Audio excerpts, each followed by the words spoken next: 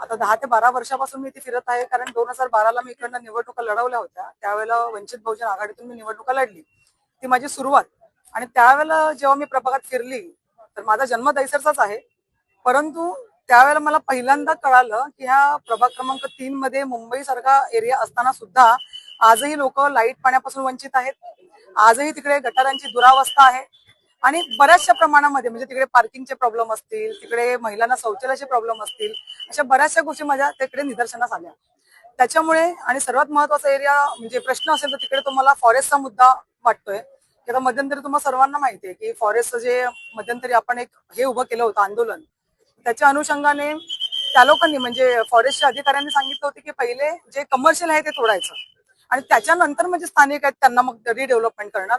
मग त्यावेळेला जे आंदोलन उभं केलं गेलं तेव्हा सुद्धा मी मनात निर्णय केला की या लोकांना जोपर्यंत पुनर्वसन होत नाही तोपर्यंत तुम्ही त्यांना त्यांच्या मूलभूत गरजांपासून वंचित ठेवू शकत नाही. म्हणून कमर्शियल तुम्ही बंद करू शकत नाही, ही आमची पक्षाची भूमिका होती, माझी भूमिका होती.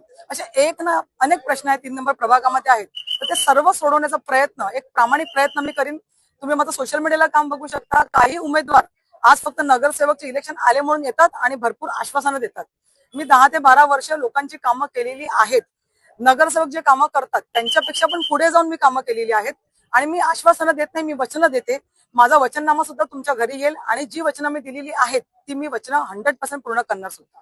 समोर प्रकाश दरेकर आहेत, प्रवीण दरेकर यांची मराठी शक्ती विरोधात आपली लढत होत आहे. कसं पाहता या लढाई, किती चॅलेंज वाटते? आता बघा, चॅलेंज तर आहे कारण सत्तेतला पक्ष आहे.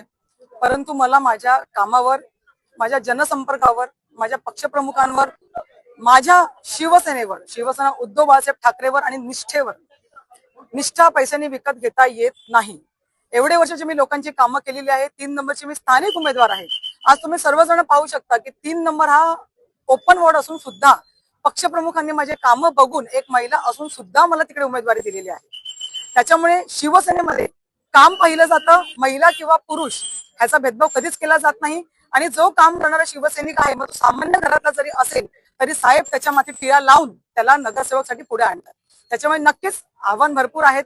परंतु मी आपल्या ज्या मतदारांसमोर आहे ती माझी कामं घेऊन जाणार आहे. मी काही 3 नंबर प्रभागात नवीन आलेली नाहीये की मी राहायला 4 नंबरला किंवा 5 नंबरला नाहीये. मी 3 नंबरलाच राहिला आहे. माझा जन्म सुद्धा दैसरचा आहे. म्हणजे गेले 42 वर्ष मी दैसरची स्थानिक आहे. त्यामुळे दैसरच्या स्थानिकांचे प्रश्न मला खूप चांगल्या प्रकारे कळतात. आज सुद्धा मी एसआरए मध्ये राहते, जनकल्याण एसआरए मध्ये. मी काही खूप हायफाय बिल्डिंग मध्ये राहत नाही. एसआरए मध्ये राहत असल्यामुळे झोपडपट्टीतल्या लोकांचे प्रश्न आणि चाळीतल्या लोकांचे प्रश्न माझ्या एवढ्या जवळनं कोणीच समजू शकत नाही. महिलांना जो त्रास आहे पाण्याचा प्रश्न, तो एक मी महिला म्हणून समजू शकते.